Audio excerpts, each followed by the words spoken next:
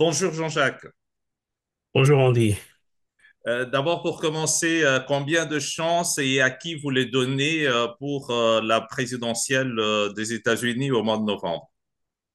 Il est difficile à l'heure actuelle de donner un quelconque pronostic parce que la situation politique américaine, elle est très tendue, comme vous le savez, pour plusieurs raisons, à cause, entre autres, de la crise et des tensions géopolitiques à travers le monde, notamment la crise en Ukraine, la crise dans la bande de Gaza, le conflit au Proche-Orient et aussi les tensions récurrentes en Afrique, que ce soit en Afrique de l'Ouest ou dans l'Afrique des Grands Lacs. Donc, tous ces facteurs influencent de manière notable la politique américaine, surtout la politique intérieure, parce que comme vous le savez, les États-Unis, c'est un pays d'immigrés. Alors, tous ces immigrants qui viennent de tous ces pays en conflit ont un sentiment mitigé quant à la politique américaine sur le reste du monde. Donc, ces avis mitigés vont à coup sûr influencer les décisions et même les votes des Américains.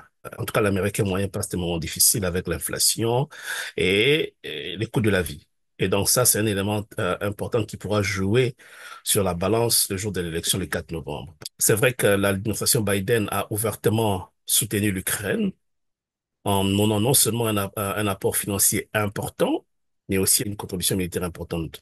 Au-delà de ça, le soutien continuel des États-Unis en faveur d'Israël dans la guerre contre les Hamas à Gaza a aussi une influence sur la politique interne. Donc, les démocrates sont ouvertement acquis à la cause de défendre l'Ukraine, contrairement à l'administration, surtout républicaine, qui, eux, déjà, euh, annoncer leur couleur en disant ne pas soutenir l'approche démocrate d'un soutien total à l'Ukraine.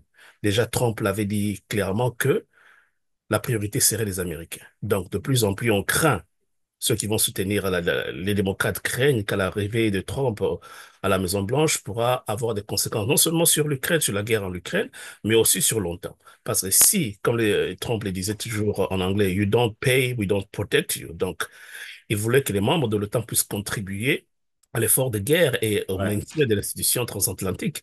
Et il est prêt à retirer son soutien si l'OTAN ne fait pas sa part. Comme nous le savons toujours, une guerre ne se résout pas seulement sur le front, il y a le volet diplomatique et apparemment Trump veut négocier avec la Russie pour mettre fin à la guerre, ce qui n'enchante pas les vents en guerre, hein, notamment Mhm. les responsables politiques démocrates et européens.